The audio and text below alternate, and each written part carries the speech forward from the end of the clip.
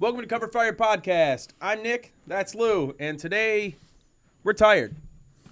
Pretty yeah. I'm really fucking tired. We both worked today. Yeah. Oh my god. It's 1 in the morning. Oh my god. Is it 1 in the morning already? 1 in the morning, yeah. Well, that's why we're drinking the blue stuff.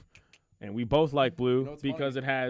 it has we love blue because it has the most antioxidants. All the antioxidants. There's so many antioxidants. You know, there's actually a study behind that too. There's like actually a thing. I'm going to pull it up. I'm going to see if I can find it really fast. But there's that episode of Always Sunny that talks about where Frank's like, he's like everything needs. He like literally just puts food dye. Is it blue? Yeah, it's blue. I don't see any blue on the menu. I don't see any blue on this, and he boils the noodles in Gatorade for the fucking the one guy. But the waiter from the one they tie their Gugino's from Gugino's. Yeah. But I remember that episode came out, and I thought it was really funny.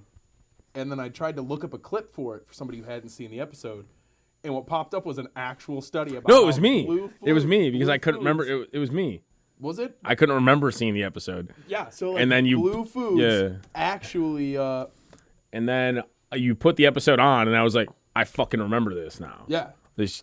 But I think it's like there's actual... I think it's something about the health benefits of blue foods. It's like the health benefits of like a poop transplant. Transplant. Don't even get me fucking started on poop transplants, bro. Holy shit! Have you ever looked into this poop transplant shit? I have looked into poop transplants before. Yeah. Like the we're just gonna go off this for a second. We'll talk about poop transplants in a second. I'm here on it. Literally. Welcome to Cover Fire Podcast, where we talk only about poop transplants. Literally, no, we talk about poop within the first 5 minutes of every episode. Welcome to it. We do. It's been 2. No, like seriously, there's this whole thing about blue and purple vegetables and fruits are just full of, they help fight inflammation, improves the body's ability to absorb calcium. Is it because of antioxidants? It's gotta be because of antioxidants. And we know it's pronounced antioxidants. Yes. But it just makes sense because when you lose oxygen, you turn blue. So it's an antioxidant. You like that one? That one just came from my brain. Stupid. It's fucking retarded. Stupid. Oh my god. But no, there's literally like they have 9 bullet points right now about things about blue foods. Oh no. Sorry. Yeah, about blue foods that are better. So right here they have 9 bullet points about blue foods and how much better these blue foods are than everything else. And it's help fights inflammation, improves the body's ability to absorb calcium and other nutrients, helps to lower Where is this study from? Good Housekeeping? This is Michigan. This is University. It's fucking can't fix Flint's water crisis. But we know that blue foods are good for you. Blue foods are good. Yeah. Also, there was this kind of leads me in before we touch on poop transplants. This reminds me of there was a fucking study that the state of Michigan did. I don't think it was a study. I can't say a study, but it was a publicly funded art thing. And this girl held in her poop for weeks, and pooped the entire length of a bowling alley. Yeah. It's like 26 fucking feet or something. I've been seeing that all over Facebook. State, was that Michigan State? That was Michigan State. This is what our money goes to above anything else. Like, we can't help our own people. We can't, the homeless problem, all the dilapidated buildings. How do you hold your poop in for that long? She used a butt plug. I read the whole article, bro. Once I found out about this, I was like, what the fuck? How was she not, she had to be in, horrible pain, the whole time. It was a long time she held in her poop. Man, if I hold my poop in for, 15 minutes. If I hold my poop for, if I have to poop and it's, I don't go immediately, I'm in pain. Welcome to the Cover Fire Poopcast. We just cover shit podcast. Jesus Christ. But poop transplants. Yeah, we're really gonna get into poop transplants, huh? Holy shit! Have you seen the studies? Oh yeah. The 33% chance of having healthy poop put into someone's digestive tract has a 33% chance of greatly improving autism. Greatly. That is literally what the study started, was Motherfuckers are out here curing autism with shit. So, like, they're taking poop. They're taking their family members and putting it inside of up someone's butt. Bro, they take a saline solution and literally just take a saline solution and poop and put it into a magic bullet. I'm not even kidding. An actual just magic bullet. They blend that shit up, literally, and then they put it into. There's two ways to do it. They can either do it with the tube. What is it? Gastro. Oh, I can't remember what the you know. I don't give a shit. But they either put the tube down your throat and feed it to you into a healthy spot. An OG tube? Yeah, so it doesn't like contaminate anything because it's poop. Or they go up the butt. There's literally two ways you go. You know, I can't imagine that I would choose. I honestly, I don't think I would choose either. I wouldn't choose either. But if I had to choose the one, I wouldn't. I just something about poop going down my throat seems a lot weirder than just worse. Altogether. Yeah. Anywho, since that's a big thing. People need. We just definitely just went off about poop again. Autism cures though. That's big. It's huge. That's a huge thing. Like what the fuck? What kind of if God really existed? What kind of a joke? What do you mean? What fucking joke is he pulling? Yeah, dude, you got a G-spot. It's just in your asshole. Oh, you got autism? Yeah, just shove some shit up your ass. Like, what kind of a fucking shitty comic book are we living in? If that doesn't give you, if that's not proof that life is a simulation, I don't know what is. Yeah, I'm still a firm believer that everything's over. We're in a black hole. Oh, yeah. And it's just alternate universes just colliding with other alternate universes all the time. It makes sense, though. Like, isn't there actually a black hole that's very near us and we're just getting pulled closer? I don't know. Day? I don't know your definition of very near it is, but yeah. In relativity to the entire universe, very close. Like, not even the universe, the entire, what is it? We're in a quasar or some shit. Like 1,000 light years from Earth, which is pretty fucking close if we're being honest. Like, what is it? Measurement's relative. Isn't there the theory? There's that one theory that everything, like, if the universe is infinitely expanding, but it's staying the same size. Therefore, like, an inch that was the same inch as it was a while ago is now, if we were to put it side to side, it's actually. So it's some absurd amount of number in miles that I just don't know. Yeah, but it's like it's closer than 580. We'll get there. Millions. It's like 587 trillion miles or something. Millions and billions. It's like 580. Yeah, it's 5.8. Yeah, if I look to the right of my computer, I would see it. It was wrote out 5.88 trillion miles. You just had to look 2 inches. 5.88 trillion miles. That's still, like, how far away is the fucking sun? Like 13 million miles. Yeah. So that's still like 555 trillion miles. Yeah.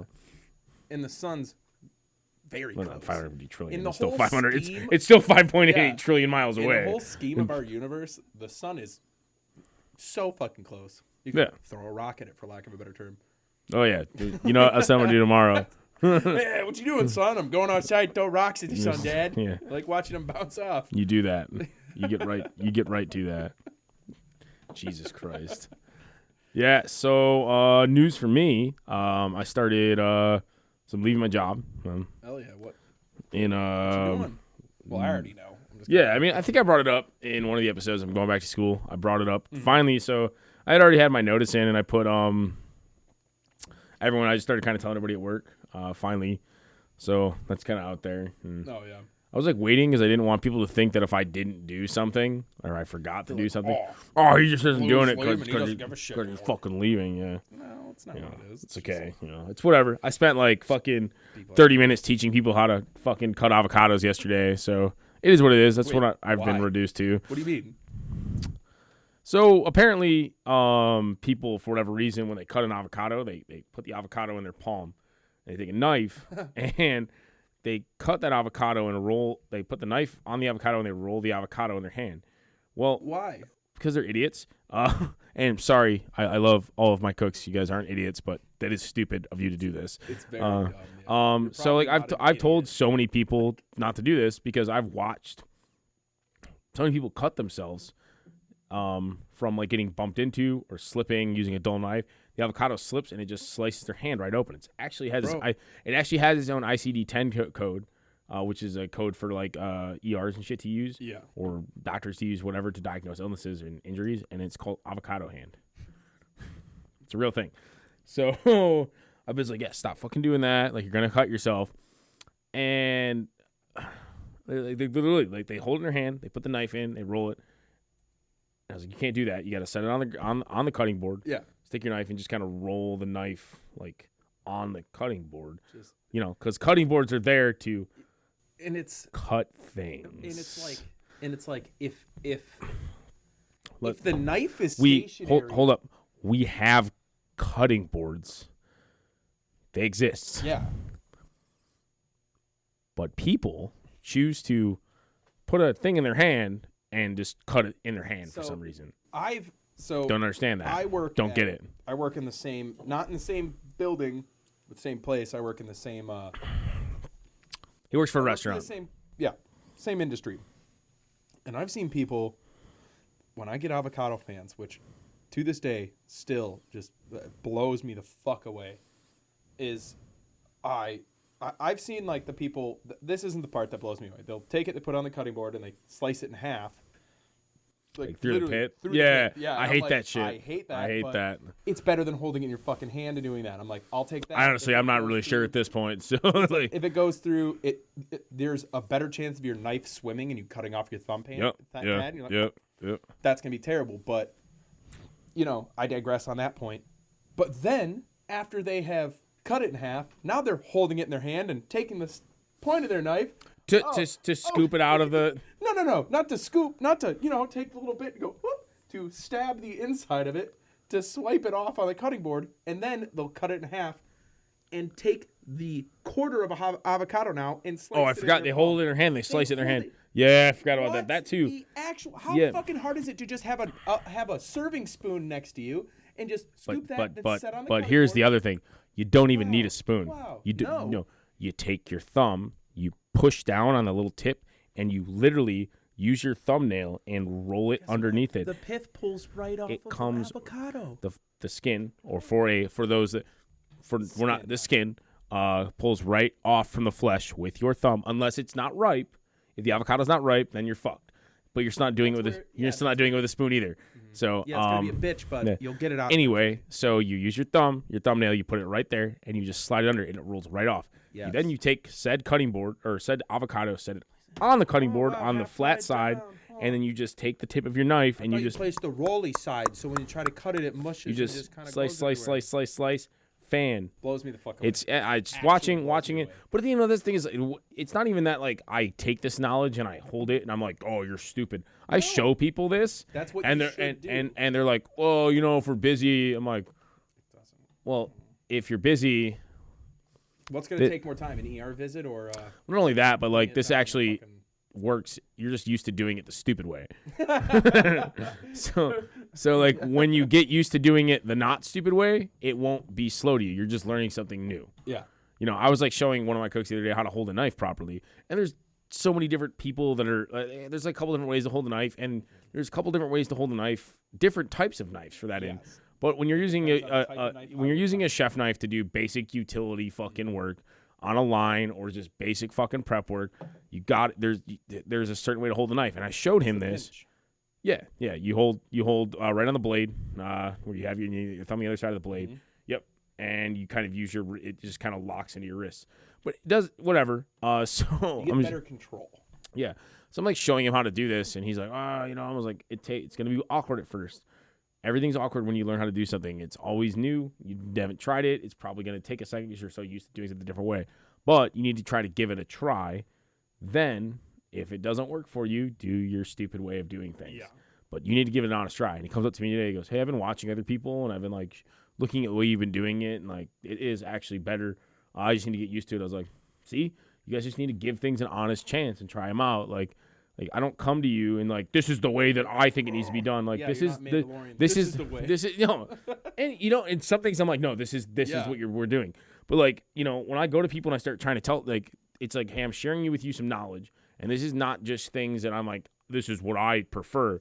This is like a best practice that I've picked up from years and years of doing this. This is in books. This is literally how it's not even just in books, but like it's literal real world experience, best fucking practices that I've picked up from doing things in multiple different types of kitchens, and like and learning from great people along the way.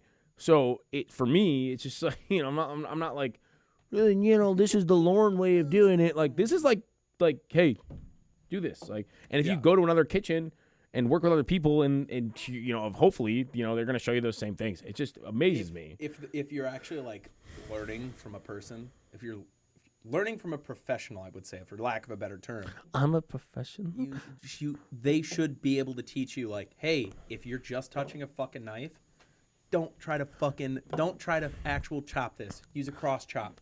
Take your hand. If he's first fucking doing something, don't try to get all fancy Gordon Ramsay. Just, I just need it diced. Just fucking hand on the back of it. Slap it up and down. But eventually we'll get to your bear claw, and then you can start pulling your fingers. All right, bud? Like this makes me think of this time in one of the kitchens I worked in, where the cooks were cleaning the line, and they take their knives and put them in the expo window. And I walked up. I would be like, "Hey guys, don't put your knives there." Yeah. Like what would you do? I'm like, well, clean your knife, put it away. Like, if you clean the line, like, don't set up in the expo window. Yeah. That's stupid. Like, that's just somebody's going to knock it over. Somebody's going to set something on it and miss it, and someone's going to get cut. I mean, we all know, well, not we all know. That, like, I've been cut by people putting knives in stupid fucking places plenty of times. Yep. And, like, so I'm just like, yeah, literally a knife in a garbage disposal because someone set it in a sink and I got stabbed through my hand. Yeah. God. Yeah. Another time I got stabbed or cut was someone put a knife in a prep sink and then threw, like, chicken bags on top of it. So I went to go scoop out the chicken bags, and there was a knife down there, and it sliced my pinky right open. Yeah. Yeah. So, just slam that. Yeah. So anyway, back to that story. So I was like, hey, guys, stop doing this. And I'd always correct him. And one night I was like, who did this? It's like, I've been telling you guys not to do this for a while. Who did this? And no one would own up to it. I was like, guess what? Next time I see this happen, everyone on shift is getting wrote up. And they're like, what? I was like, I don't care who did it. Yeah. Every single one of you gets a write-up the next time I see this happen. And it never happened again. You know why? Because fucking people policed their fucking buddies. Because they knew if they saw them do something like that, they were going to get a write-up, and they didn't do it. Because no one would own up to it. No one wanted to be a snitch for whatever fucking reason. I was like, okay, fine. Nobody wants to do it. I'm just going to assume you all did it. Yeah, and it's a group effort. You're all just fucking with me. And it never happened again. Which actually, I've done before. I've worked in a kitchen with you before, and I've made sure that there was things like, because, all right. Brown, like leaving fucking brown sugar open. Me and Lou have been buds for a while, if you can't fucking tell. But we've also worked together a few times. And one of my favorite things was just getting people to fuck with Lou. Still to this day. Like, then I had one of my, you didn't even work with me at this point. You just came up to drink and have a good time. It was my birthday. A year ago. Last year, I think it was my birthday. And you have a carrot on the side of your face. For those who don't know, he has a carrot teardrop. on his left side. And the whole night, it was the first time I'd seen him since he'd got it. So, like, I was just like, good horse. Good horse got the carrot. I was kind of like that, just for no fucking reason, just because it's funny. But I had one of my cooks at the time follow him into the bathroom while you were pissing at the urinal and pat the side of his face while recording it. Go, you're a good horse. I grabbed him. He got the carrot. I grabbed him. I was like, what? It's one of the funniest fucking things I've seen. It's like, well, the thing is, like, I knew who he was. Like, he had been sitting at the table, so like when I saw his face, I was like, okay, this is like, I'm not probably gonna punch a student. You're like, oh, all right. Yeah. But like, I grabbed him. I was like, a random guy walking up to you in the bathroom going, you're a good horse. Yeah. But yeah, no, like used to like, I have like a couple things that really, really get me going in the kitchen. Empty boxes, left in like a cooler, freezer. When you walk into a fucking walk-in, there's like 9 empty boxes that people just toss brown sugar being left open. That's like Hey, could you just put some marshmallows in it? that's the Don't number one. fucking eat That's my the ass. number one thing for me is Just close is it properly. brown and also sugar. remove I'd it. say brown sugar and knives being in unsafe places are probably my number 1 and 2 things. For those that don't know, brown sugar solidifies. Because it's got Molasses. It reacts with the air. It solidifies. It has no antioxidants. So when I worked at a butcher shop when I was in high school for a while, and I worked when I got out of the Army too. I got a job there when I came back off active duty because I just like needed a job. And like, oh, we're hiring. I was like, dope. I'll fucking do this. Yeah. And we used to make these huge batches of cure for like smoking meats, like or whatever. So we'd put brown sugar in them, and we used to have these 5-gallon buckets of brown sugar. And someone would occasionally not close the brown sugar bucket. Yeah. And so you'd have to sit there with an ice pick and a hammer just plopping fucking brown sugar off to get it off so you could make your cure. Was it never mind. Not even a nice question. I don't know. It was a dumb question on behalf. Yeah. So as I started transitioning into like kitchens, I would get really peeved when I'd see people fucking leaving brown sugar open because like it's just such a simple like you open a fucking bag, you open a container, seal the fucking container. Yeah. So these fuckers really not would hard. specifically him would just leave. I didn't do it. You would do it occasionally. It was occasionally. Yeah. Yeah, no, you were doing it as a joke. This dude was doing it on purpose. Oh, no, yes. I would do it so I wouldn't do it overnight or prolonged periods of time. I would literally do it in front of you or like right before you would have to grab it. Because it didn't matter. If I saw an open bag, I'd the same reaction either way. Exactly. So they would just leave an open bag of brown sugar just so I would flip the fuck out and throw it at somebody's face. But then there was the guy we worked with who would actually do it. Yeah. It'd be the end of the night. He would go to make like a couldn't bourbon glaze or something. drill it into his brain God. enough. And like the worst part was like he wouldn't just leave the bag open. We would have the bag folded, rolled up, wrapped in saran wrap inside of a 4-quart container with a lid. That's how bad it got. We had to do that just to make sure, like, hey, drill it into somebody's head, like, hey, dumbass, close this, please. And still, it would be the corner of the container's not closed, an open bag of fucking brown sugar. I just don't get it. Like, just fucking seal the bag. Yeah, you know? it's not there. It's literally like I laugh every time I work in a kitchen and somebody just leaves brown sugar open. I just go, and then I close it. I'm like, hey, make sure this is closed, guys. I did want that. to get all Louis on. I was helping my sister move. It's like helping her pack her apartment up or put it in her trailer. Yeah. And I opened up her kitchen cupboard and there's what do I see? A bag of open brown sugar. And I was like, Oh my god! You're like, like- piece of shit. I was like, what is wrong with you? You're a horrible human being. How dare you? Like, Oh, this is nice. oh my God. I don't understand it. So, all right. We went off for a minute. I Yeah. want to get back to the original avocado cut thing because you reminded me of my mom used to tell me back in the day. She would get so upset, like when I would cut a bagel and I would like do it in my hand for half of it, then I would switch grip and then cut the rest of it. She'd always get so mad. She'd be like, "You know how many cases I see during the weekend of people stabbing their hands because they're trying to cut a bagel?" Mm-hmm. And she was like, "It's literally the number one weekend morning injury. Like if between like 5 a.m. to like 11." The majority of the trauma they see is somebody stabbing their hand with a knife trying to cut a bagel open on weekends. And that is always stuck in my head how like I never got it. I never understood because it's really as simple as taking a bagel, going 1, 2, 3, 4. That's it. Like you just go, you just don't go. Or I mean, I guess people don't know how to do. I mean, so Yeah. But like I so never there's did it two ways because- to when you like slice something or trim something. So there's two different techniques to do that. So when you're trimming meat, you always have your knife at a slightly upward angle to minimize waste. And then when you're slicing, you always keep it either slightly down or at a level playing field. But you never ever angle your knife up because that's how you end up slicing your palm. For those who don't know, so first off, what I was demonstrating a second ago for how I cut a bagel is I hold it up in the air like a child who just got his first Chuck E. Cheese token, like straight up and down. And I would hold it towards my hand. I would do one slice in until you got to the middle part that's cut, and then I would hold the top and slice it down. just so you're not finishing through the cats are fighting. Great. Just so you're not slicing down through. We could monetize this actually. Cat fights. Cat fight. Gilbert versus Franklin.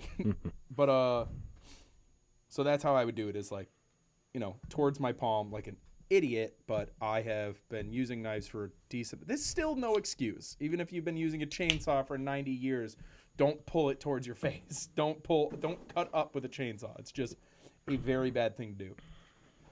But Jesus. Gotta wait for a cat fight. Cats are fucking getting at it. They're going for it. There's 3 cats that live here. Yeah, there are. Yeah. There's 3. There's Gilbert, and Mew. Yeah. She's only out. Sorry, the fucking cats just triggered my ADHD so hard that now I can't even remember what we were just talking Something about avocado fans and bagels. Avocado fans, bagels, me cutting a bagel dumb, trauma. What a shithead. Okay, well, now that the fucking cats are done, what I was trying to say, basically, don't cut your bagels like I do. But how he kind of went into it, your knife is always going to swim. No matter what. Even if you have the best knife control in the world, if you're pulling through meat or anything that requires some sort of resistance, your knife's going to swim. And that's just a long way to it, pretty much. That's what I was getting at. Yeah, so like we definitely just went off on a no music. Well, yeah, it's because the 2 things we really know the best are cooking and music. So eventually it's going to fucking happen. Yeah. The cook. The cook. Do the cooking by the book. Yeah, so I don't know if we told everybody what albums we were listening to because we got thrown into the mix. But this was... I don't think we did. Yeah, we did. We said it at the end of the episode before 313. Did we? Yeah. Okay. Well, anyway, we checked out I checked out specifically the Allegory by Royce to 5'9", and he checked out a Memoir of Free Will by Krosis. So I'm gonna just kind of dig in to Royce to 5'9". So for those that don't know, Royce to 5'9", he is he's a rapper from Detroit. So first off, before you get into this, I just got to say this is the second album I've given you that has been nominated for a Grammy for Best Hip Hop Album. Yeah, was it? Yeah. Alfredo, I must have missed that on my. And the Allegory. It was. I must have missed that on my my research there, because no, it was just recently nominated. Mm-hmm. That's well, no, that was Alfredo was nominated last year, I think, wasn't it? Nope, they're both on the same docket for. Are they? Yeah, that's how I found out about it because I saw Freddie Gibbs and The Alchemist post about because I fucking love Alfredo. I saw them post about hey, these are the 5 bands that have been nominated. I think it was 5. Yeah. It was Jay Electronica, Nas, Royce to 5'9", Freddie Gibbs and The Alchemist, and there's one more. Well, who do you think's gonna win? I haven't listened to them all. So I listened to Alfredo, and then Alfredo was the one I'd listened to, and when I saw it, I was so not just Royce, what you want to win. Who do you think is gonna win? I don't know. I haven't listened to them all. I can't give it. I think so. I've listened to now Nas. You've listened to the new Nas album? Yeah. I haven't touched it. I don't know awesome. what it is. That's the one I'm getting into next. Amazing. The one I want to listen to next. So I've checked out new Nas. Now I've listened to Alfredo and the Allegory. I mean, I'm kind of biased. Nas is one of my top 10 favorite rappers of all time. Problem. But we're gonna dig in. We're gonna dig into the Allegory right now because Bro, I don't think it's almost unfair what goes on with this album comparatively to those other albums, lyrically and musically. What stuck out to me so hard about this album. But it doesn't have the reach and popularity as those other albums. But you were saying from Detroit or whatever? Yeah, so Nas is not from Detroit. Nas. Yeah, so Royce 5'9", he's from Detroit. For those that have not heard of him, he did some rap duo shit with Eminem. Bad Meets Evil was a rap group, and then he also worked with DJ Premier in Prime, and also in Slaughterhouse with Joe Budden, Joel Ortiz, and King Crooked. Yeah. Budden, bro. I actually love Joe Budden. Joe Budden. I enjoy Joe Budden as a. Joe Budden is like, he's one of those guys that you like. If the first time you see Joe Budden, you're like, this guy's a fucking asshole. Then the more you watch Joe Budden, you're like, all right. Did you listen to the Drake diss that he did? It's actually really good, except for the fact that he doesn't name drop him at all. I can't say that I've actually listened to Joe Budden at all. Okay, all right, yeah. So the diss is good. I just don't really like hop on diss tracks that you don't name drop people. For some reason, it just doesn't feel authentic enough to me where you can't just physically say their name. I don't mind necessarily sneak disses, but when you make a whole like diss track about somebody, I feel like you should at least say their name. Literally, just, But anyway, I think it's called it's either Wake or Wake Up or something like that. Either way, it's fucking Joe Budden. He's probably it's at some good. point been like, yo, this is about Drake. They have a soundbite from Eastbound and Down in there. Really? Yeah, it's really good. Love that show. Shout out to Eastbound and Down. Yeah. Check My it out cousin again. actually always tells me that I remind her of Danny McBride's character. Roll? No, not my. No, no. If only I had regular contact with that person. No, my one cousin lives in Tennessee. She always tells me that I remind her of Danny McBride's character on Eastbound and Down. Really? Yeah. She'd always be like, you ever seen Eastbound and Down? And I hadn't. I'd be like, no. I'm like, you remind me of that guy. I was like, it's a great yeah, show. it's great. I mean, I've seen it now, Yeah, but at the time when she was telling me. Good. But anyway, so like, yeah, he also he used to do ghostwriting for Puff Daddy and Dr. Dre as well. Royce the 5'9"? Yeah, you didn't know that? No shit. Well, you didn't know that I think he was signed to, or he turned down. No, he turned down a record deal with Aftermath for Tommy Boy Records. Oh shit. So he got offered $250,000 with unlimited beats from Dr. Dre, and he turned it down to take a $1 million deal. And I think I was reading at one point because I did, I've listened to Royce to 5'9" quite a bit in my day. I don't want to know. That's kind of a weird thing to say. Yeah. But I hadn't listened to the Allegory yet, and I knew Royce to 5'9". I had researched him a decent bit, but I hadn't really dug in. I dug into him a lot when I was listening to this album, trying to get a better understanding of this guy and what he did. Now, is my research like? I don't have like. I mean, You're not Nardwuar level. Yeah, I'm not Nardwuar exactly. So this is just me, just kind of combing the internet and seeing what I could find. So from what I could find, he turned down a deal for $250,000 and unlimited beats with Dr. Dre, and took a deal with Tommy Boy Records. But yeah, so moving along, this album, it's called The Allegory. It's fucking amazing. Yeah. If you haven't listened to Royce to 5'9", he is one of the. He's a wordsmith. So his lyrics are just insane. He just makes you go on a journey through each song, each story. He tells a story. You go on a journey if you listen to it. You listen. It's honestly just insane just listening to what he can do just with words in a song. Also, one thing about this album is he did all the production himself. If not all of it, a majority of it. I found conflicting. It's mostly, everything I found was mostly him saying he did it himself. But there were a couple other things that when I was reading that he did most of it or whatever. Yeah.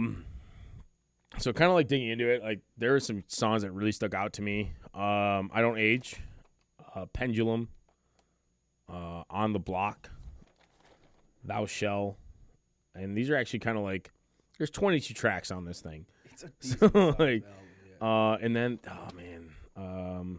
so I'm looking. Dope Man, really, I loved. Dope Man's a fucking. And I don't know, I have it down here, yeah. So Dope Man samples from Marvin Gaye, Cool G and the Gang, and NWA. So it takes the Dope Man sample from NWA. Yeah, the whole basis. And then the beginning of it, I believe, is. Sorry to cut you off. Dope Man was honestly one of my top 5 NWA songs. It's a good song. It's like it's a good song. Like I don't think it's one of their like best. It's a lyrically. good song. It's hype as fuck. Yeah, bro. so he samples the part where he goes, "Dope man, can I get another hit? Dope man, can I get another hit?" Which is probably, I'm not doing it right in my head. You did it. You But did like it. in the beginning, it actually, I think it has Cedric the Entertainer on it too. So it sounds like a radio host in the beginning. And Cedric the Entertainer is the voice of that radio host in the beginning, which is really cool. It just kind of starts off as like the 70s movie intro sounding or a radio announcer, and then flows into this kind of. It is Cedric the Entertainer. It's just like kind of chill, like summer thing, and then it goes into Cool G and the Gang, which is that Summer Madness that I can't do it. That really like that low like that lo-fi like that high beat. And then it moves into that harder sounding thing with that sample from NWA into Royce rapping. And actually a lot of the songs on this album, it starts off with a story or parts of or somebody else doing something or an interlude almost, and then Royce kind of taking over and then telling his side of the story. Late 90s, early 2000s type of skit. Like they had these skits in between. Like, but I don't think there's one song that's actually a skit. I think he kind of uses it for the outro and intro to a track. Well, no. So they have Ice Cream Man, which I don't believe, if I remember correctly, isn't a whole song. And Ice Cream Man. So Ice Cream Man is about. It's really good. So Ice Cream Man. When I walked in the door was the Ice Cream Man. So Ice Cream Man. So for those that don't know, that song has like So the song that the Ice Cream Man plays. That has super racist song. So it's actually called the song. The song is actually called N-Word Love a Watermelon. Ha ha ha. So it starts off with a mom and a son talking, and then they're at the ice cream truck, and the Ice Cream Man's there, and she tells the Ice Cream Man, or she asks Ice Cream Man, or says to the Ice Cream Man that he probably doesn't even know where that song comes from when he's driving around in a black neighborhood with it playing. Yeah. And then she describes the song's history, which is, it's literally called N-Word Love a Watermelon. It's by Harry Brown. A piece of shit. Yeah, Harry C. Brown, I believe it is. And I think it was in 1916 or something like that. You know what's fucked is I actually, before I knew about this, like the whole terrible part about the... Yeah, I honestly, I didn't know about it until I think it was like probably 5 years ago. I used to, so me and my mom and my dad used to go to California. And like my aunt lives out there, so we'd go to California and we'd spend like a month out there or a week out there or whatever. And I always wondered as a child why their ice cream song was different. Because it's like, it's literally like, get some ice cream or something like that. Then it goes, yay! And it's this weird like ice cream song. But I'm like, why is that? That's a weird. Why isn't it the regular ice cream song? Like, God, whatever, never really thought of it. And then when I eventually learned of the terrible basis of the modern day ice cream song that we just happen to fucking still let play, I was like, oh, they've just realized that that's a shitty fucking thing to play. They probably shouldn't do it anymore. And it actually like thinking back on it actually kind of makes me happier about it, because thinking of when I was 7 or 8 and them not playing that song, maybe there's a lot more places that don't play it anymore. Yeah, I mean, I still hear it quite a bit. Yeah, me too. I mean, personally for me, I don't know if this is my favorite Royce album, but I think after digging into it, the amount that I dug into, like reading all the lyrics, listening to all the songs, I think it's probably his best album, and it just solidifies him as an absolutely top of the game lyricist. I think one of my my favorite lyrics, and I can't even remember what song it's in. He goes, "I was destined to be more than an apple laying next to a tree." And for me, it's, I wish I didn't write it down. It might be Mr. Grace. I don't remember if that's just an intro with a song to it or not. But I was destined to be more than an apple laying next to a tree, and it's like a song about the struggles of growing up as a black person in America. And it's almost like a cappella at points, I feel like. There's, I don't even think at one point, I don't believe there's a beat in it at all. And actually, you know what's crazy? That Ice Cream Man started actually, I forgot the beginning of it. So the Ice Cream Man, it talks off, I think the boy says, what is an allegory? And the mom tells him what an allegory is. So an allegory is a story, a poem. It's something that has a symbol to it. So the allegory is basically Royce the 5'9" telling his story and giving his poetry. And at times it almost feels like poetry when he's. It really does. Yeah, it's just. He is, like how you put it, wordsmith is honestly the best way to put it, in my opinion. Oh my God, I forgot. He drops a fucking line in I Don't Age. And for me, I think this is like almost him saying that he's just at the top of his game and he's this fucking old now. I mean, what is he now? He's got to be. Let's see. 49. He's in his late 40s. He's got to be. I'm sorry, 43. I'm sorry, Royce the 5'9". Please don't hate me. Not that you're gonna hear this, but whatever. If you do, but it's almost like him saying he's at the top of his game, and he drops this line: "They say you are what you eat, but I don't eat goat." I heard that, and I was like, "What the fuck? Oh, no, you didn't." No, you didn't. Oh, my God. This whole album just feels like a preacher giving a sermon. This is the second.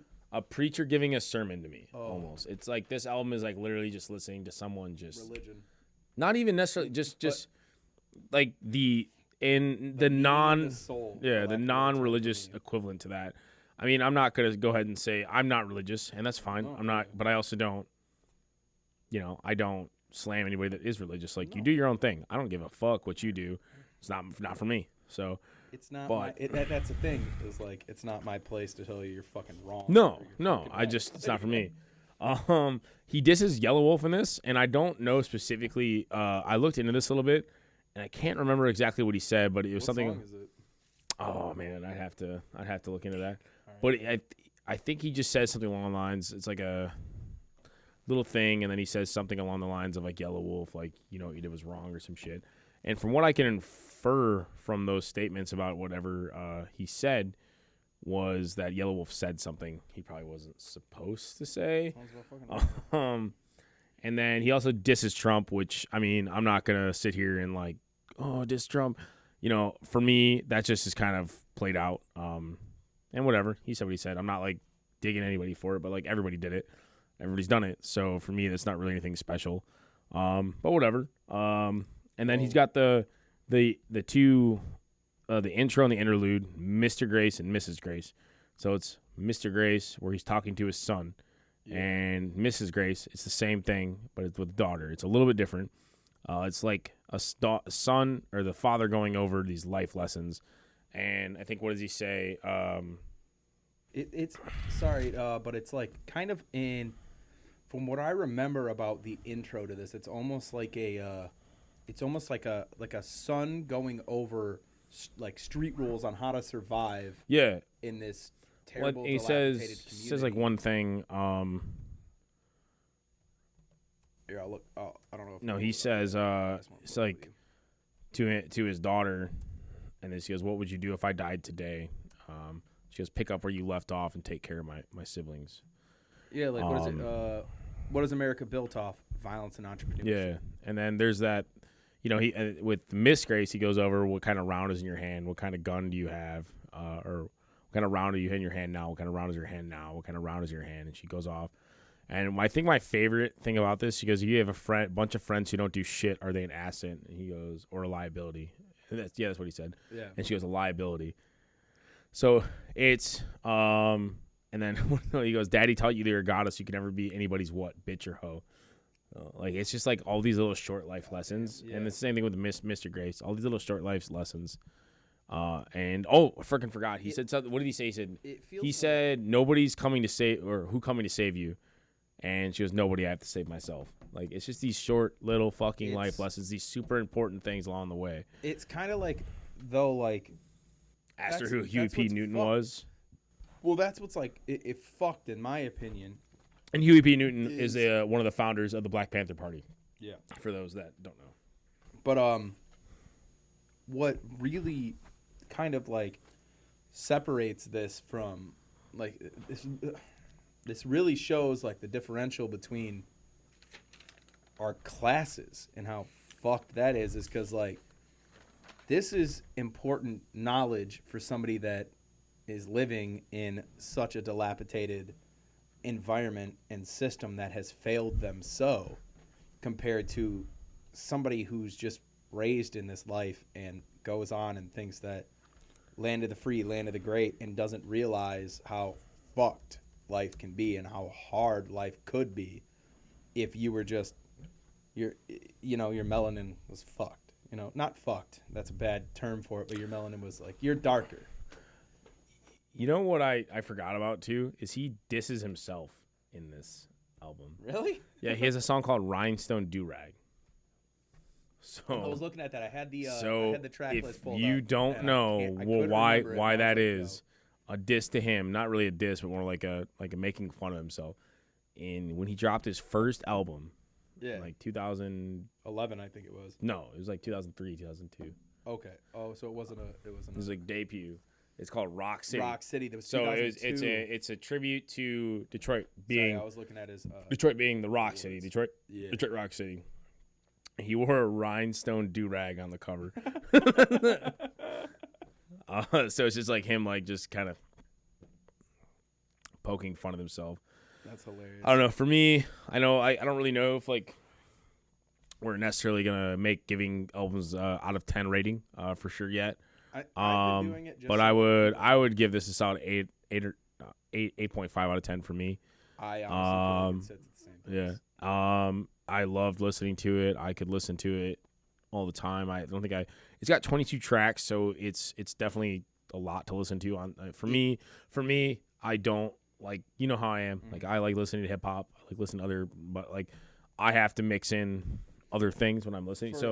Listening to a 22 track album nonstop for me is pretty hard. For lack of a better term, it became a daily listener because I'll listen to at least. I listened to Thou Shall, Dope Man, and On the Block probably at least every other day.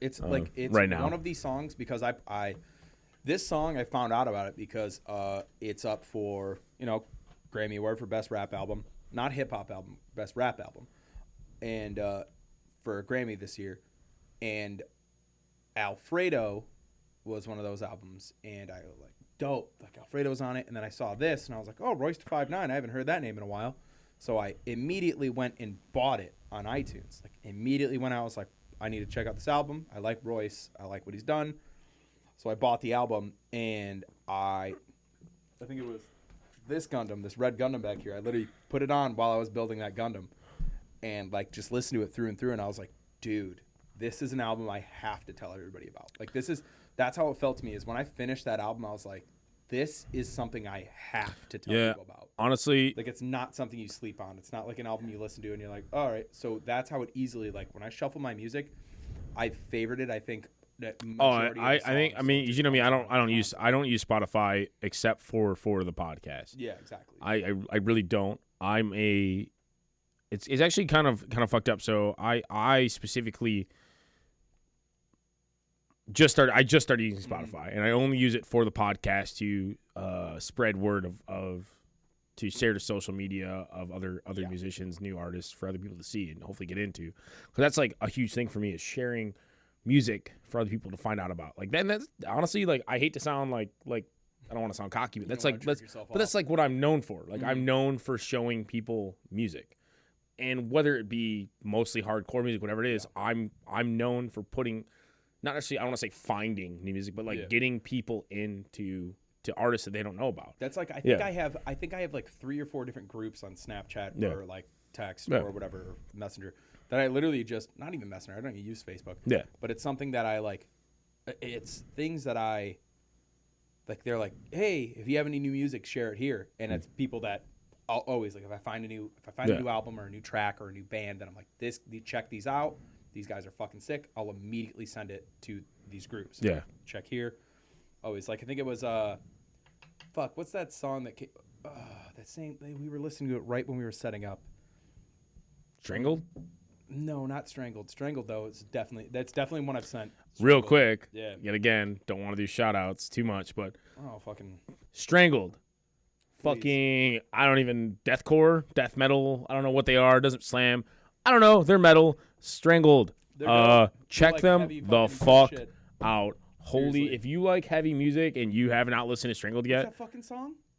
Sleep. Oh Ooh, my god. That the is- music video yeah. for it is like it's just so good. I think I've my played it God. probably 10 times a day right now. Easily. Easily. and it's like I Yeah. won't complain. No, I love it. it's so I'll good. do it every Yeah, time. they The music yeah. video is, Oh, like, just so- if you don't know about Strangled and you like heavy music or do you just want to check it out, check it out. Just What's go the to other one? Torah. I almost say Tora I don't know. every We fucking just time. started getting into Strangled a little bit ago, so like Oh, we're not Strangled experts, but let me tell you No, what. we're big onto it though. But I'm gonna back it up because I want to kind of wrap up this Royce thing. Like I said, I mean I have I use Spotify for that, and I have probably 4 or 5 songs liked, which I use for my daily when I'm going to Spotify on his shit. I like it. It's great. But the last thing I really want to say about this album is it's absolutely amazing. I would love to see it win best Grammy, Best album. best Grammy, of all time. best hip hop album. Do I Rap. think best rap album? Whatever. Yeah. Do I think it's going to? Probably not. I don't think that. I would hope so. I don't think Royce has the notoriety that the other people on that bill. Unfortunately, no. That being said, he absolutely has the talent. He deserves This album cemented him as one of the greatest lyricists of all time. This is the second Grammy he was nominated for. Though. Yeah, this 100% cemented him as one of the greatest lyricists of all time. He did the production on it. It's absolutely amazing. He uses heavy beats, or chunky beats, I should say. Like chunky, real chunky beats. They're just good. It's Or chunky full-fledged. samples, and loops. It's just really good. And at times it almost like his delivery almost evokes Ghostface Killer. If you want to like think about, if you're trying to think of, not that he sounds like Ghostface Killer, not that he is No. emulating, but if you're trying to think of, if you haven't heard of Royce da 5'9", you're trying to think of a hip hop artist that maybe, It's just hard. his delivery and his sound almost evokes that of Ghostface It's Killer. funny that you say that Yeah. because today, literally, somebody today, I was talking to two of the guys I work with, which is, but no. But I was talking to two of the guys I work with, and so it's funny. Today, they were like, one of the guys was like, "Come on, Nick knows this song and you don't," because they see my like holes in my ears. They immediately think all I listen to is heavy metal and shit. And then like, I was like, "What do you mean?" Like I literally was like, "What do you mean by that? Why are you classing me in that shit?" You know, trying to give them bullshit. Did you know 'cause the we're song? working a line. Yeah, I was the only person on the line to know the song. Like Nick knows it. You guys don't know this. Like, what is that? And I was like, well, I just listen to a lot of rap. Actually, I really like rap. And like, so I went into that, and then I was like, oh yeah, blah blah blah. We started talking about it. I was like, yeah. And then I brought up this album, the Allegory. And the one guy's like, are you serious? And I was like, yeah. And I was like, he's like, it's been on one of my albums to listen to for a long time. I just haven't really pulled the trigger and go. I was like, just do it. When you leave here, just put it on and listen to it till you get home. And I guarantee you're just not going to stop listening to it. You're going to get to the point when you get out of your car that you're just going to go back inside and smoke weed, play video games, and listen to the rest of this album because I know that's all you're going to do. And sure as shit, he texted me and he was like, oh, it's what I did. But the other guy that was there, who was also like, oh yeah, you know this? And I was like, yeah. What I was it? told What him- was the song? It was some shitty fucking Jay-Z. It's the one that has that sample from not Semi-Pro, Blades of Glory. I don't like Jay-Z, so No, yeah, but it has that sample from. You've heard the song. It has that sample from Blades of Glory. Like I think Jay-Z's nobody trash. knows what it means, but it's provocative. It gets the people Yeah. going. I don't know if I have. Ball I so don't hard, know. motherfuckers. Oh, is it that song? Motherfuckers trying to find me. Yeah. Oh, That shit, yeah, right. yeah. It was that. That's what I think about. And I was the only person on the line. That's a pretty besides these common two people. song, Yeah, like, nobody else knew it. And they're like, Nick, Whatever. knows it, you know. I mean, you don't know it. You don't know it. It's But what it is. What it is. I was trying to I said something about the Allegory. I was like, yeah, check out the Allegory. And I said Alfredo and the Allegory. Those are my two favorite albums I've listened to so far. Fucking cats. But They're on some shit tonight. They really are. The one's under the fucking couch. Yeah. But so they were like, Royce to 5'9". I've never heard him. I was like, what do you mean? I had that happen I was like, in my work. They're like these guys, saying, listen to hip hop. I've never heard it. And I was like, And what like, are that's you- fine I was if like, you don't. you're on me about. I'm not gonna judge people for Yeah. not knowing something. I'm like, all right, well, I'm gonna show you. Like, I'm gonna just show you this. I Like, would just. you don't know it. It's fine. No, We're in gonna learn. my opinion, it's just like, wait, you're on me about not knowing. You're thinking that I don't know hip hop, and you're trying to boss up about like being like, oh, even Nick knows it, and you don't. You're trying to play this hard card about being hip hop, or like knowing a lot of hip hop, and you don't know Royce.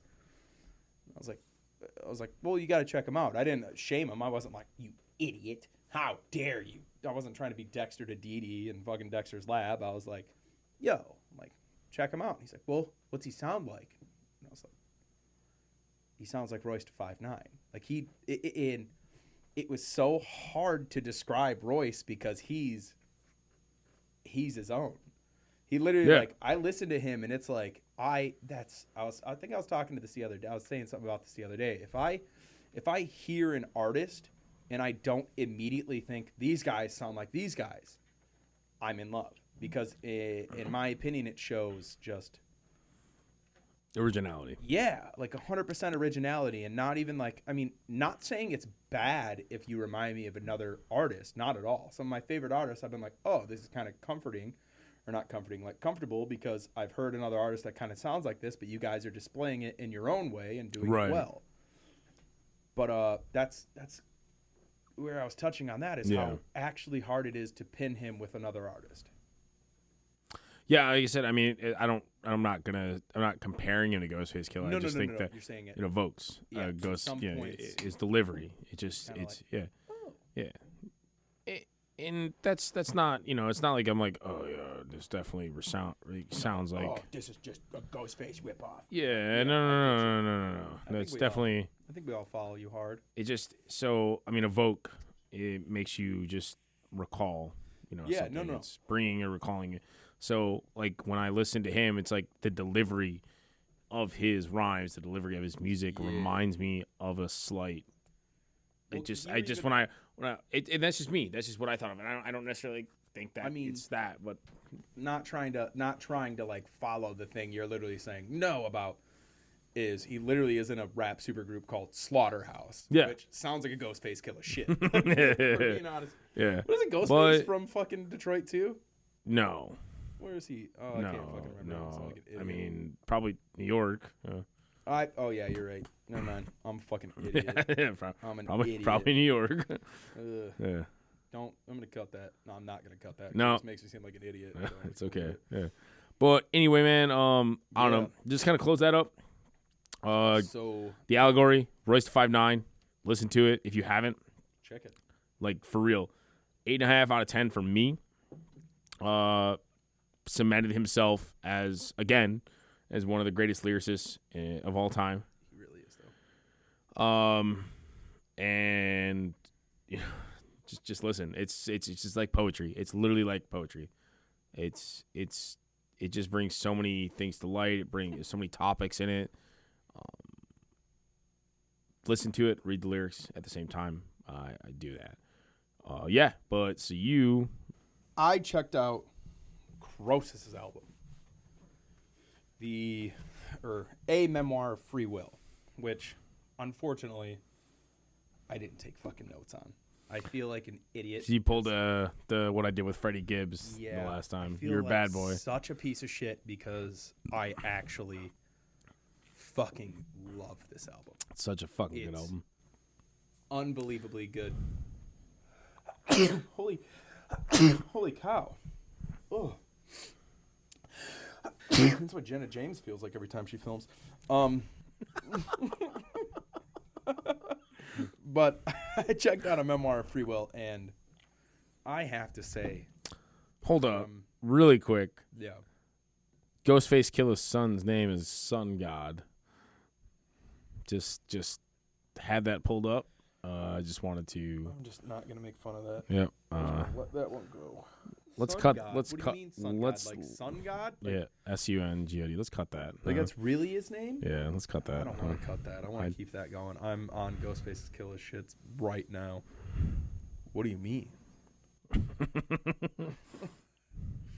Hold up. Nah, we staying on this. His son's name is Sun God. Okay, hopefully it's just his rap name, right? SUNGOD. Ghostface Killer's son, Sun God, raps about his own Oh, his name is Dennis Ames. slick shit. All right, Yeah. cool. His name So- is Dennis Ames. It's not Sun God. It's just that's his. All right, cool. His Cool. brother Supreme Coles. Supreme Coles, bro. Sun God, though. Oh, man, this fucking website's cancer. Yo, what the fuck? Sun God looks like Quavo. Sun God looks like is that fucking guy's name? Quavo? I don't know who you're talking about. Looks like from Migos. That's that Dude, he looks band that does the Despacito song, right? Yeah, they do the Migos. Yeah, they do the one about the Dama tu casita. Ah, dude, he literally looks like Quavo. Like 100%. That's fucked up. I had Krosis. no idea Ghostface Killer's son was Quavo. Yes, Krosis. Don't want to pull away from Krosis. I do not want to pull away from how absolutely just fucking amazing Krosis is. As you said, progressive death is kind of what they're in. Tech Death. Yeah, I'm not gonna fucking. You just stick to Tech Death. Just call it good. I think it's a good blanket. Yeah, it's very Progressive's such a weird, and like I said, we're not gonna. We're gonna stick to genre not doing genre picking bullshit. bullshit. Shit, what you call them? But I don't care. Progressive is such like a weird term, and it's like anything that like people that has technicality to it just automatically just becomes it's plain progressive. So Tool. It's whatever. Progressive. It's literally like, yeah, no. The thing that immediately, all right. First off, we've touched on this before I get into that. We've touched on it. You like Star Wars. yeah, we did. We did. Yeah. Yeah, I remember you telling me about this. Yeah. So This fucking album, literally, like, I'm almost positive, note for note, if not one note off, is episode 2 fucking melodic. Actually, no, episode 1. Episode 1, because Qui-Gon Jinn is dead in episode 2, isn't he? yeah, Yeah, so it's episode 1.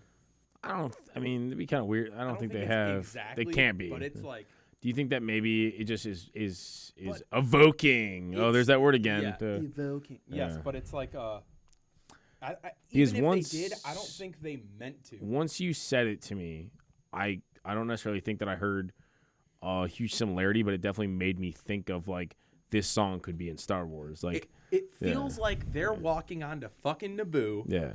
and they're about to go on. So the melodic, like keyboard, like background or back, you It's know. just. It's seriously the. What do they call it? The. I can't think of the word for it. Ambient. It's the ambient music of Star Wars. Like when they're just walking through Naboo, that's how it feels. Like Qui-Gon's about to talk to Obi-Wan, and they're walking through, and Jar Jar Binks back there doing some dumb shit with his hands in the air, doing his racist Southern accent, and Wow. it is kind of a racist Southern slave accent, if I'm gonna say. Jesus Christ. But that's how it feels. And there's numerous times through the song where I think that I don't want to say that actually plays into why I like the album so much, but it definitely gives me kind of this. Every time I listen to it, it makes me feel like I should be playing Battlefront 2, the original, and like having a good time while I'm listening to this just super, super technical, melodic gorgeousness that is an album. And Krosis, I think we found out earlier, is actually a dragon mage and a mask from Skyrim. Yeah, it's a dragon. Dragon priest. Dragon priest. Yeah. Dragon priest. Which fucking hilarious. Not sure if that's where they got their name from. Probably not, but still. But It's like funny that since I started listening to this album, I immediately think like, oh, some nerd shit, and then Krosis is some other nerd shit from Skyrim. Like, Yeah, I mean, honestly, this shit ends up being, really good. The album itself. So this is their second album, I believe. This is their second full length Release album. or second full length. Okay, yeah. This is their third. They released one EP, full length in 2018. Well, they released a single in 2016, which I don't think was on anything. It might have been on the full length of 2018. Then they released Duplicity, the single, and then a Memoir of Free Will. And then it looks like right after a Memoir of Free Will, they released another EP called Mount of Sacrifice Redo, which I think is a couple of songs or a few songs from a Memoir of Free Will that they retouched on, or it's a completely different. I mean, from what I'm looking at, it's a 23-minute EP. Yeah. I mean, honestly, this album, if you like heavy music again, gotta check it out. It's just so fucking good at every turn. There are times. The only negative thing I have to say about this album is that there are times where it feels like there's just too much going on, and there's too many things. I can see it being convoluted and just. There's just too many things trying to happen at one time. Yeah. Sometimes I don't want to say thrown together. That seems like it. Like these guys worked hard as fuck on this shit. Oh, so yes.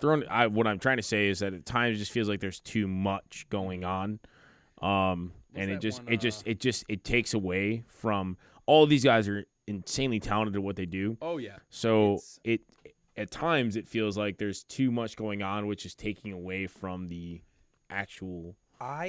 Throughout this entire album, through every listen I did, it never lost my interest. No. I don't think there was a single point through me listening to it where I just like, I get it, let's move on. Which I find myself doing with a lot of albums. I find myself doing that with a lot of, and I love death metal, but I find myself doing that with a lot of death metal. Yeah, I was like, all right, yeah, I've got the premise of the song. Deathcore specifically, even now. I mean, we've talked about now that deathcore was a pretty big thing for me a while, back in the day, and I just have not found the same draw to me. Have I had that sound? Yeah, I think last best deathcore album I heard was the Battle of Yogba or whatever the fuck it was. By Infinite Annihilator. Yeah. Oh, speaking of, just to get away from Krosis for a second, speaking of fucking Infinite Annihilator, every time I'm at work or almost anywhere, and someone's like, I tell them that I like metal, or they find I like metal, they're like, oh, have you ever heard of Infinite Annihilator? Every time. And be like, what? No. And then when they show it to you, be like, yeah, I can't find myself liking this. Yeah, I don't know. I don't know what it is. I just think that people just try to think of the most like absurd metal sounding name they could think of, and Infinite Annihilator definitely has that. Yeah. And it's so not that one fucking longest metal band name. I gotta figure them out. The X. Yeah, I know what you're talking about. The X. Yeah, the X. Their band name is the X. Longest metal band name is. No, that's not it. Yeah, I already found it. Hold up one sec, guys. It's not the Magnificent Brotherhood of Eternal Love. Nope, I got you, dog. Give me 1 sec. I already found it. Yeah, I'm literally on their page right now. Fuck, I want to figure this out. I got it. Who's going to win? Who's on it first? Oh, I found it. Acidic vaginal liquid explosion generated by mass amounts of filth, fecal fisting, and sadistic septic syphilic sodomy inside the infected, maggot-infested womb of a molested nun dying under the roof of a burning church while a priest watches and ejaculates an immense perverse pleasure over his first fresh fetus. Yeah, it's pretty wild. Unfortunately, it's a real band. But back to Krosis after this fucking vile band. Yes, Krosis. They captured my immediate love for metal. Because one of the first bands that piqued my interest after hearing, metal bands for so long that I was like, okay, I couldn't find it. I mean, I think I've talked about it before, where I was like one of the only people in my grade that I immediately hung out with that listened to metal, to where it was like, okay, yeah, I have this and I have this, but it's like I really can't go on. And then like I found Celtic Frost. Oh, Fucking love Celtic Frost. Holy shit. When they broke up, I was like, did you see so sad. them getting mad, or something? One of the members, if not all of them, getting mad about Metallica doing a cover at one of their live shows. Like, how dare they touch our music? Yes, with their yes, stupid, with their millionaire fingers. That's what they said. Like, how dare they touch our songs with their millionaire fingers? Oh, I love them so fucking much. But it was them, and then De Morbigir. Oh, Kings of the Carnival of Creation. What is it? What's that fucking song that every time we would play it every Saturday night? Demon Warrior? Yeah, we would do squats too. Serpentine Offering? Serpentine Offering. Yeah. The dun dun dun dun dun dun dun dun.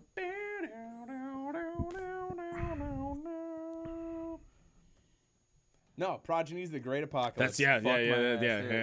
Progenies The Serpentine Great Offering was the Apocalypse. other one that we would get into. Yeah.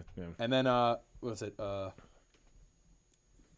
what the fuck? So Demon Warrior is a black metal band Kings of the Carnival Creation. from Norway. They've got to be. It's got to be Norway. I think it's Norway. I'll just fucking Google it. Jesus Christ. Why are we so unprepared for every band we talk about? Well, because I mean we're just rattling off right now. So fucking black idiots. metal. Norwegian, yeah. Yes, yeah. They're Symphonic black metal band that is it was one of the first bands that, besides Cannibal Corpse and Celtic Frost, that really like caught my attention, and I was like, whoa. those keyboards, man. Yeah, it's the symphonic, melodic, just fucking like depth. And I think that's kind of captured in this album. Depth drinking game. Depth, god damn it.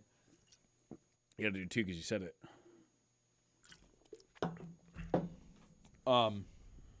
Fuck you. But so for those who haven't been paying attention, apparently during the Red Lord episode, I say depth a lot, which I really do. So every time I say it, you drink. Here's to me saying it again. Play along at home. Anywho. So I think this album captures a lot of that melodic. We're talking about the memoir of a free will. Yeah.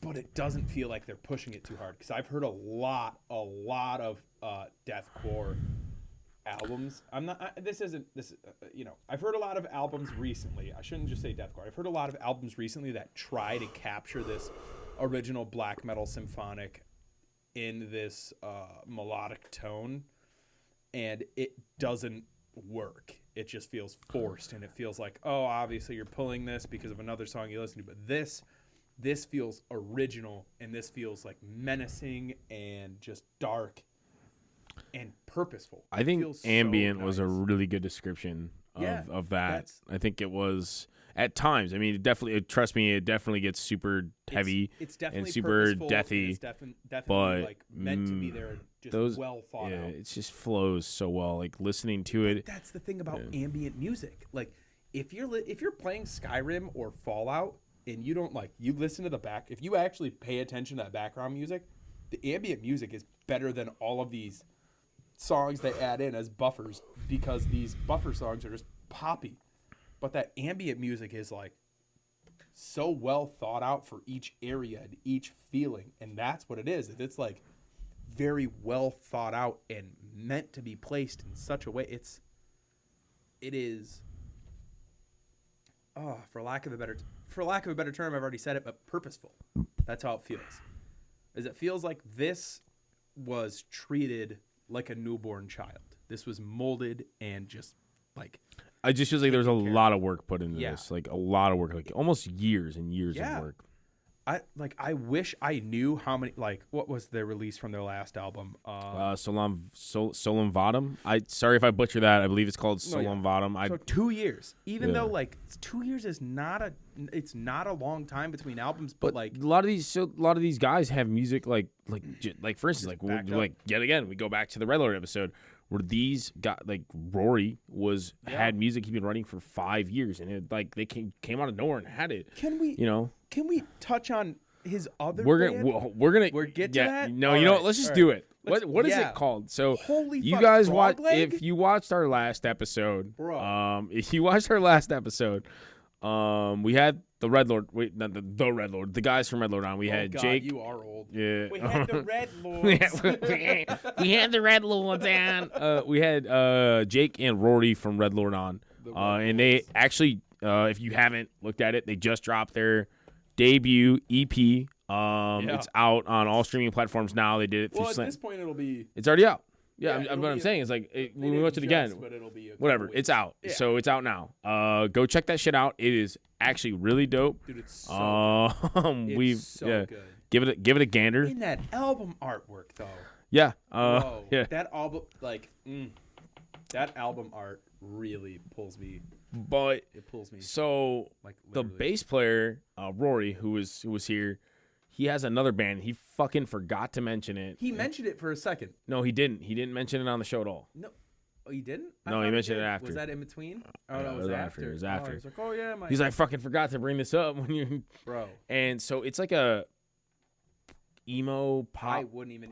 It's not emo. It's not emo. It reminds me of Bayside mixed with... It's like, we're just going to call it pop punk for all lack...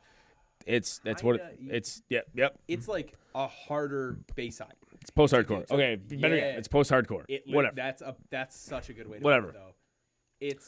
It's Bayside with heavier vocals. Sure. And it's so. Anyway, so Rory is playing bass and doing vocals in it, and the band is called Frogleg. And just go to YouTube, Google Frogleg. What is it? For real. What is it? Real. I'll just do it real quick.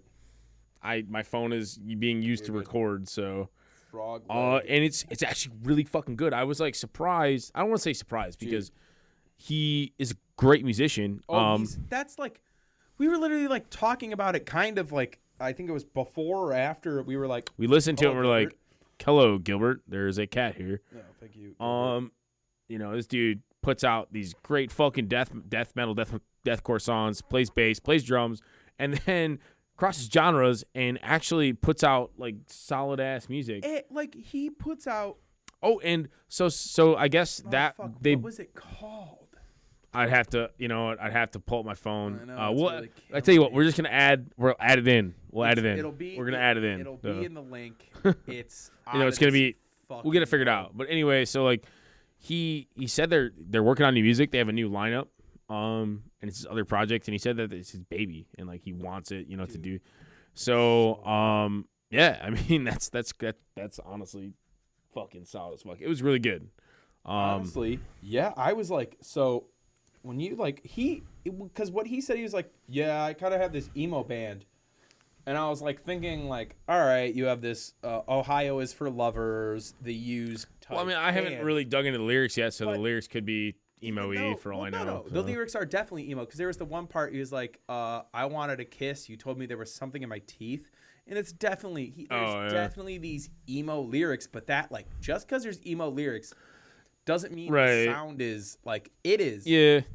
It's good. It's good. It's good. Actually really fucking enjoyed it. We're breaking away from Krosis like every chance we get. I'm sorry. So that's the thing is like Krosis has so many like it's making us want to talk about other things. Yeah. Krosis has so many like ties into it. Yeah. Not even ties. It's so just, like, it reminds you of like just kind of talk about Krosis a little bit. So they're signed to Unique Leader Records.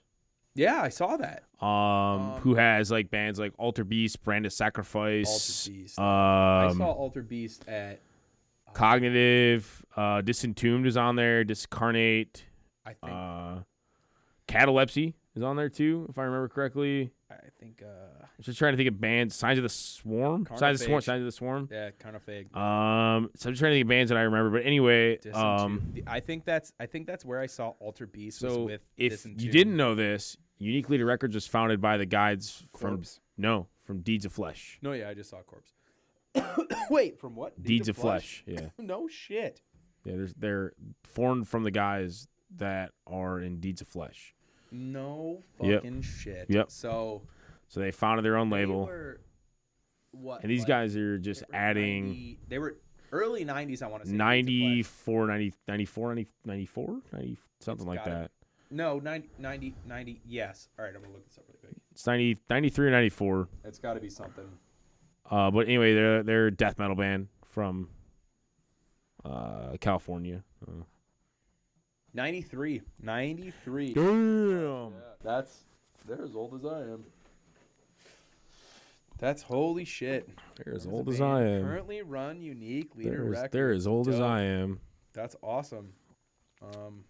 But yeah, I mean, so Krosis with that album. Oh, they just put out a new album. If you had to, Dope. out of 10, that bad boy, where'd you put Out it of at? 10 for the Krosis? Bro. 9. 9? Damn. What did I rate Gulch?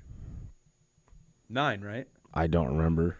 Whatever I rated Gulch, this is at the same tier. Okay, cool. Because this is, or if I rated Gulch less than 9, Yeah, Gulch moved yeah. up. I don't understand why you would do that. I probably would yell don't at you. think so. 'Cause Yeah. Gulch is a 10 for me. Gulch is Gulch. I think 10. I rated Gulch 9.5. That sounds accurate. Yeah, that so I sounds think I'm accurate. gonna rate. I rate this 9. Yeah, I'd give this a solid 9 too. Gulch is that was so fucking. Literally the only negative thing I have to. We just fucking got our Gulch second. We did get Gulch second pressings of Impenetrable Cerebral Fortress. Impenetrable Cerebral Fortress. Yeah, we did just get those. Yeah, actually, I have it right. So yeah, I got the. Oh yeah, you actually have yours down here. I have mine. I'm gonna shadow box mine. Oh, what is that? Is that a Gate Creeper album you also got? I got that. Oh yeah, I'm shadow boxing mine. And then I also got a Gate Creeper, an Unexpected Reality. From Closed Casket Activities. My only problem with that album. Love those guys, man. You know my only problem with that album? It's not bad enough. It just looks like a split album. That's it. That's literally my only problem with Like that the album art? Yeah, it just looks like a split album. I thought you were going to say it doesn't suck enough. No, yeah, it's not bad enough to where I could critique it. No, actually, that's literally my only quarrel with that album is it just looks like there should be 2 bands on it, but there's not. Yeah, I mean, let's round up the Krosis thing, and then we'll just kind of push away. Krosis. I mean, this album, A Memoir of Free Will, has been, and like that's where I feel so bad is because like I usually take decent notes. like really in depth too. Yeah, I usually try to like be journalistic. He started about, a new job. yeah, but it's also right in the middle of all this. But it's also the music you usually give me. I listen to. And then it kind of like pulls me away from what I'm doing, and then I just sit there and like I'm like, all right, I have to do this. I have to focus on this, and I listen to it. Whereas in this album, literally just became a part of my daily listen so much that I forgot we actually had to do this. You sound like I always give you music that you just don't really care for. No. That's not what I'm saying. It's like music that pulls me away. It's not like it pulls me away, and it's like, oh, like I need to pay attention to this. This blended in so much to my normal music, like so much into the type of music I really like enjoy and delve into that I forgot I actually had to take notes on it. It literally became just a part of my daily listen to where like, just put on that Krosis album. And then I listen to it while I'm editing, or I listen to it while I'm cleaning, or I listen to it like, what is it? Like when I got the job, I went to fucking like the bar right down the street, and I was sitting at the bar. And the guy's like, oh, yeah, you have to keep your mask on until you get a drink. And I was like, yeah, okay, whatever. So I just put on my headphones, left my mask on, and just sat there until I got my drink. And I just put on an album, and it was this album. I literally just listened to this album through and through twice while I was eating food and drinking. And that's what I did. And I didn't even think of the fact, like, oh, I need to take notes on this album. I just thought of the fact, like, I really like this album. I need to pay attention to this album. And that's what this has become. Is it, like, literally past the boundaries of like, for lack of a better term, homework for me. Because that's how I view these other albums is like, I need to study this album. I need to make sure every part of this is good. Like, I need to make sure I have my full attention has gone to this album. And that's how it like kind of like registers with me is like, I'm like, Lou gives me this album, listen to it. But this just felt like an album I would naturally find and naturally buy and pay attention to through and through. And that's where it just kind of slipped my mind because I just listened to it so many fucking times and just through and through. It's good. Every time I take a shower, you realize I like, because you have that Alexa upstairs in the bathroom. Like, hey, Alexa, play Memoir of Free Will by Krosis. She's like, I don't understand Krosis. And I'm like, no, Krosis. So I just have to hook my phone up and just play it. Yeah. It's probably one of my most frequently played on YouTube. Actually, so like, I just saw the vocalist of Krosis just joined Alter Beast. I don't know what the future for Krosis holds from that. I didn't really seem to say that he was leaving, but name is Max Smith. Whoa. Dude is a dope ass vocalist. So. I just clicked on the Alter Beast metal encyclopedia shit, and I didn't realize they've only released full lengths in 2 of them. That's it. Usually, like, you see a lot of these bands, especially like Alter Beast type, release some sort of EP in between, especially if you're like a gore doomy type metal. Damn. Oh, that just kind of throws me off really quick. Yeah. No, I get that. So that means they're in store for new music. I would assume so. That'd be dope. That'd be pretty dope. I didn't listen to Alter Beast in, I think it had to have been 2015 last time I heard them or some shit. I think they were at, I want to say they were at HPAC. For Heartland Performing Arts Center, for those who don't know, is something that was very close to our hometown. Literally like a 20-minute drive. It's not my hometown. It's not my hometown. It's not my hometown. God damn it. It's not my hometown. You sound like a fucking cowboy. You sound like Clint Eastwood chewing on a cigarette. It's not my hometown. Either way, it's not my home fucking town either, but it's where I grew up and developed my fucking personality.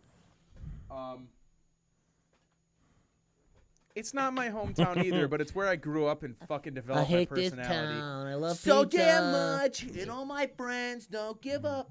I can't say that, but give a fuck, bro.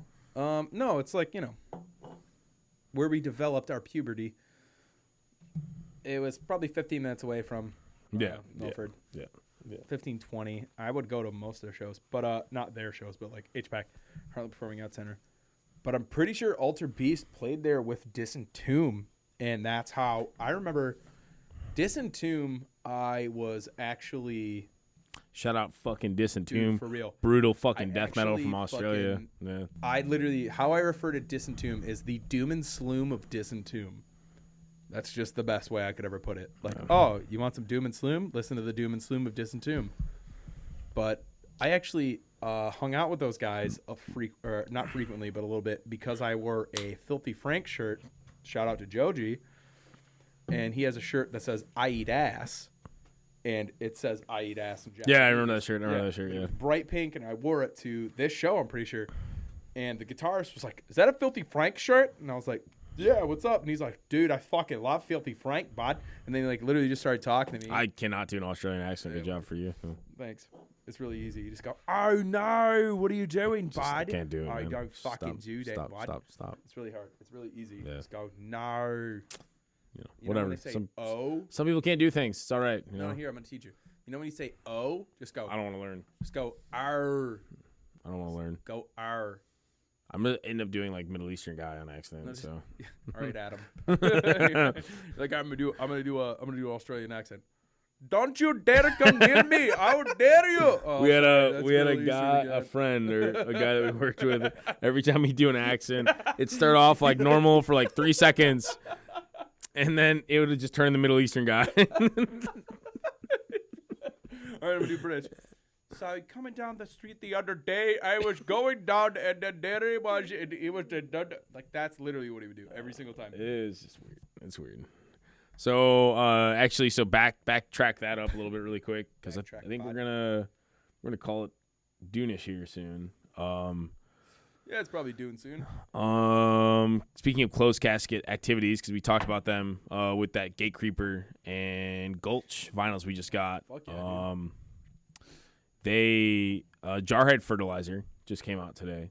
I don't know if they just dropped a bunch, 2 vinyls for that, some merch. They are pretty fucking dope band. If you have not checked out Jarhead Fertilizer yet, go to Closed Casket.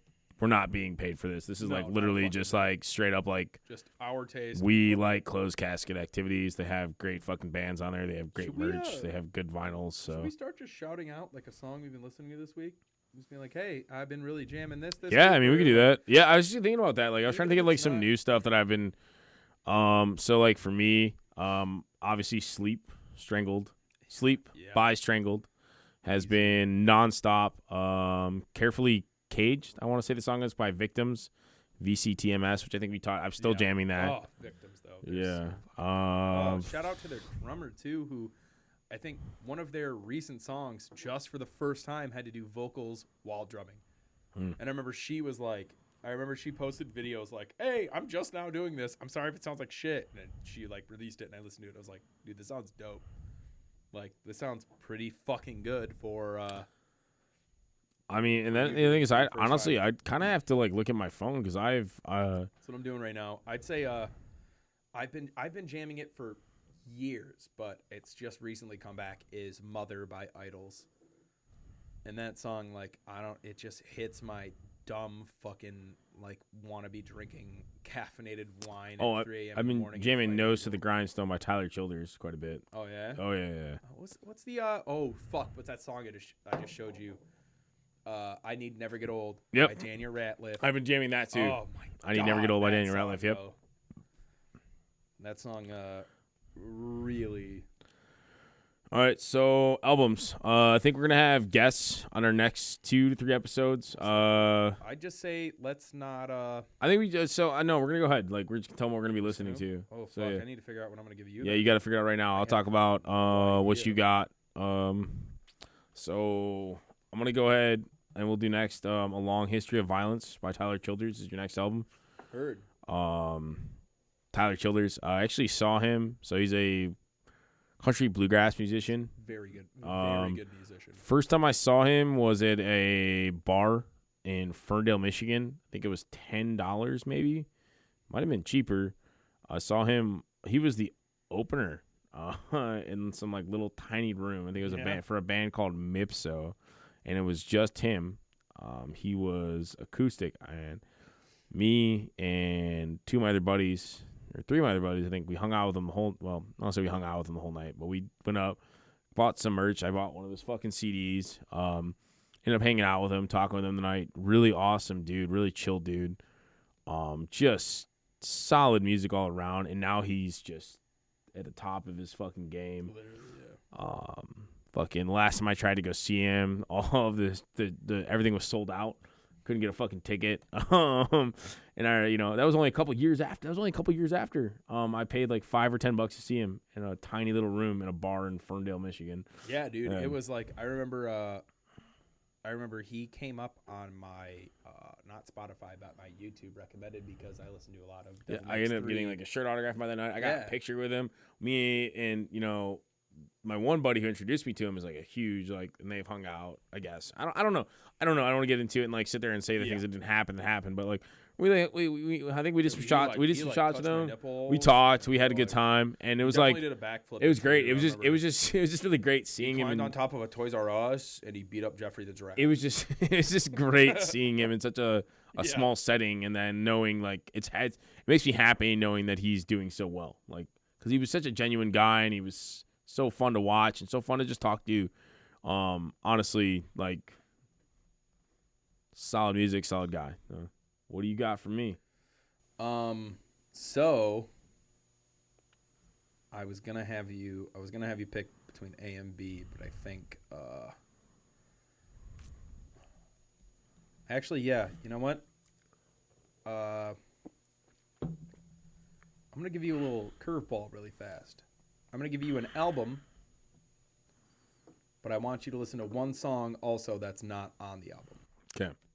So the album is Drinking Songs by Matt Elliott.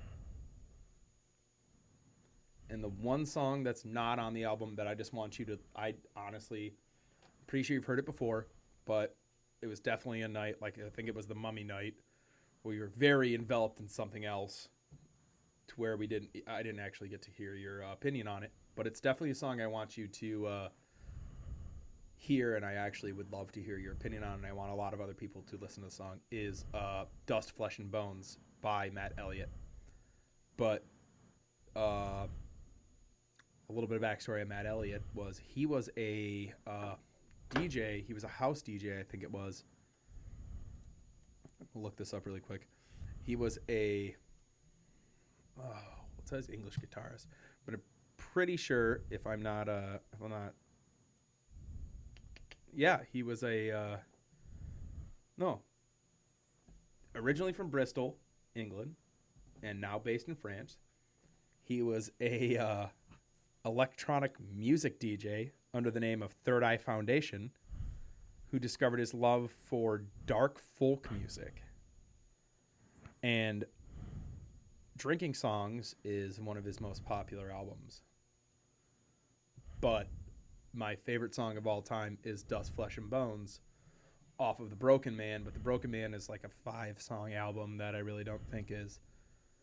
I think it's worth touching into, but I think there's more... I think there's definitely... Are you ready for it? Mm-hmm. Depth. The Drinking Songs. So I definitely want you to check out Drinking Songs because I own both albums on iTunes, and they're both phenomenal albums. Phenomenable? Mm-hmm. Is that what I just said? Like abominable? Mm-hmm. Phenomenal albums. But definitely Drinking Songs is one that I think you'll listen to through and through, and you won't be upset except for the last song, which is a 20-minute song. I'll sit through a 20-minute song. It's just going to take me a minute. It'll definitely be, it's definitely going to be,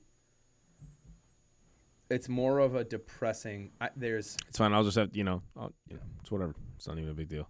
It's definitely still, if you haven't heard of Matt Elliott, check it out. He is a fantastic musician. He is honestly one of the best guitarists I've ever heard. I can't say that. All right, man. Well, He's definitely up there, but I say it was a good. check out whatever bands we mentioned, and then we're going to be listening to A Long History of Violence by Tyler Childers and Drinking Songs by Matt Elliott.